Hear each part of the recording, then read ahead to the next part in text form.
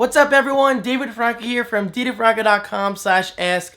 Boom, there it is. That is your open forum for submitting questions for future videos, such as, yeah, you probably know the drill by now, this one. And today's question comes from Seth Landry.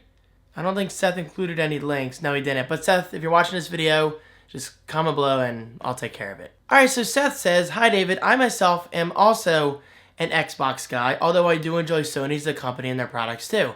My question for you is, are you concerned about the always-on Xbox One during the time when government listening and NSA topics emerge?" And then he goes on to say, "I would be curious if anyone would be capable of watching us in our homes through our Kinect camera. I have nothing to hide, as I'm sure many don't, but what are your thoughts? Thanks." Thank you, Seth, for the excellent question.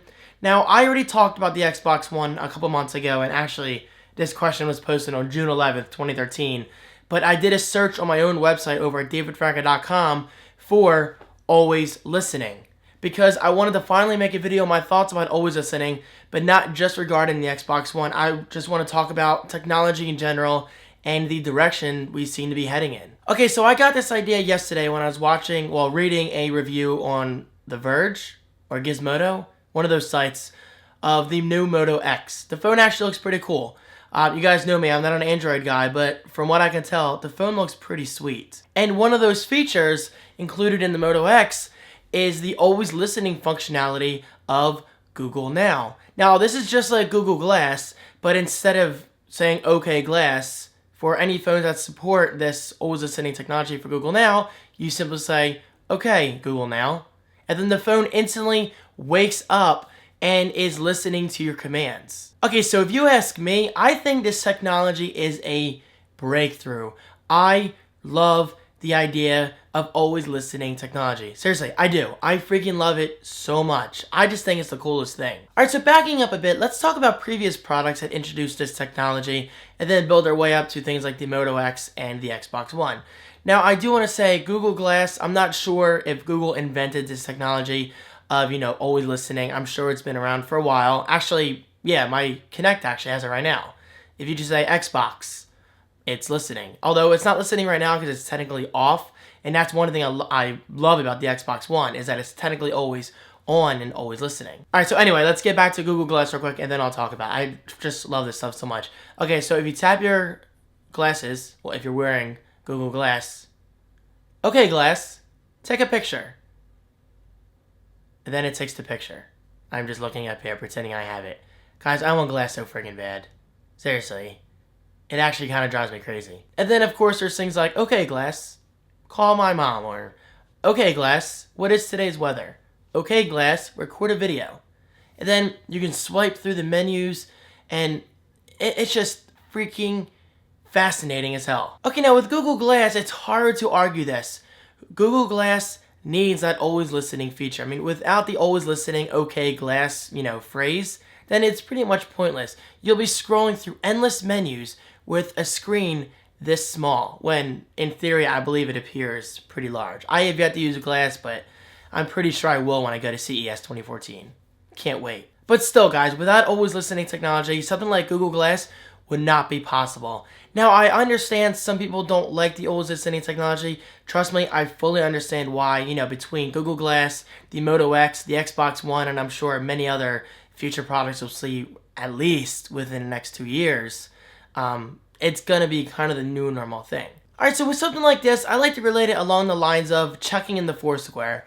People used to be so freaking paranoid about checking into a mall, checking into Wawa, checking into their business, because they would fear people stalking them and just seeing everywhere they go. But nowadays, it's kind of a normal thing. I mean, look at my dad. He's checking into everywhere he goes. Me, I always check in the Wawa.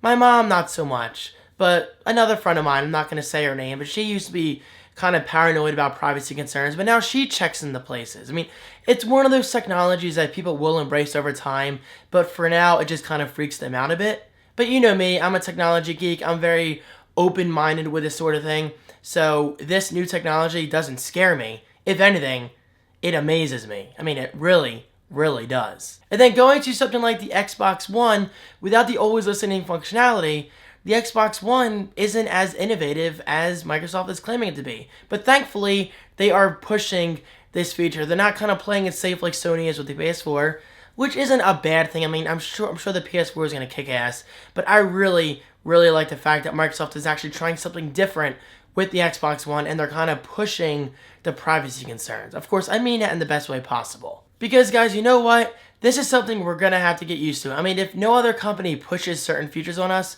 then we're going to get bored with the current things we have, and we're never going to try new things. I mean, again, look at Foursquare. 10 years ago today, would you ever dream of checking in to a place like Wawa and sharing it with 19,000 plus followers? Of course not. But nowadays, it's kind of a normal thing to do. I mean, we share our pictures of our kids, our babies, our family, our boyfriends and girlfriends. We share so much stuff online. So I really don't see the harm in this kind of technology always listening for our voice. And also, I should say, things like the Xbox One, the Moto X, and Google Glass, you shouldn't really have privacy concerns because they're specifically listening for that one specific phrase. I just said specific twice, didn't I? For instance, Xbox One. Just say Xbox. I believe that's how it works. I don't have an Xbox One yet, but in theory, that's how it's going to work. And just like Moto X, you say, okay, Google now. Or for Google Glass, you say, okay, Glass. And then you say your phrase.